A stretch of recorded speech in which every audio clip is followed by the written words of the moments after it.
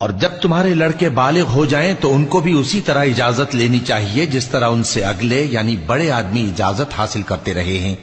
اس طرح اللہ تم سے اپنی آیتیں کھول کھول کر بیان فرماتا ہے، اور اللہ جاننے والا ہے، حکمت والا ہے۔ اور بڑی عمر کی عورتیں جن کو نکاح کی توقع نہیں رہی اور وہ زائد کپڑے اتار کر سر ننگا کر لیا کریں تو ان پر کچھ گناہ نہیں، بشرطے کہ اپنی زینت کی چیزیں نہ ظاہر کریں،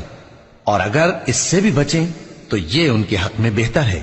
اور اللہ سنتا ہے، جانتا ہے۔ نہ تو اندھے پر کچھ گناہ ہے اور نہ لنگڑے پر اور نہ بیمار پر اور نہ خود تم پر کہ اپنے گھروں سے کھانا کھاؤ، یا اپنے باپ دادا کے گھروں سے، یا اپنی ماؤں کے گھروں سے، یا بھائیوں کے گھروں سے، یا اپنی بہنوں کے گھروں سے، یا اپنے چچاؤں کے گھروں سے، یا اپنی پھوپھیوں کے گھروں سے، یا اپنے ماموؤں کے گھروں سے، یا اپنی خالاؤں کے گھروں سے، یا اس گھر سے جس کی کنجیاں تمہارے ہاتھ میں ہوں، یا اپنے دوستوں کے گھروں سے۔ اور اس کا بھی تم پر کچھ گناہ نہیں کہ سب مل کر کھانا کھاؤ یا جدا جدا۔ پھر جب گھروں میں جایا کرو تو اپنے گھر والوں کو سلام کیا کرو،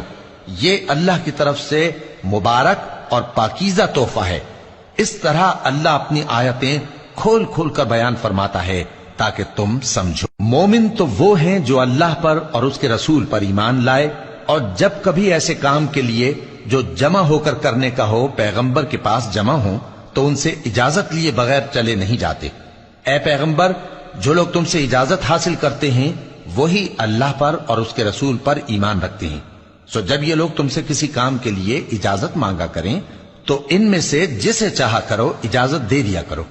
اور ان کے لیے اللہ سے بخشش مانگا کرو، کچھ شک نہیں کہ اللہ بخشنے والا ہے، مہربان ہے۔ مومنو، پیغمبر کے پکارنے کو ایسا خیال نہ کرنا جیسا تم آپس میں ایک دوسرے کو پکارتے ہو، بے شک اللہ کو وہ لوگ معلوم ہیں جو تم میں سے آنکھ بچا کر کھسک جاتے ہیں۔ تو جو لوگ ان کے حکم کی مخالفت کرتے ہیں ان کو ڈرنا چاہیے کہ ایسا نہ ہو کہ ان پر کوئی آفت پڑ جائے یا تکلیف دینے والا عذاب نازل ہو۔ دیکھو، جو کچھ آسمانوں اور زمین میں ہے سب اللہ ہی کا ہے، جس طریق پر تم ہو وہ اسے جانتا ہے، اور جس روز لوگ اس کی طرف لوٹائے جائیں گے تو جو عمل وہ کرتے رہے وہ ان کو بتا دے گا،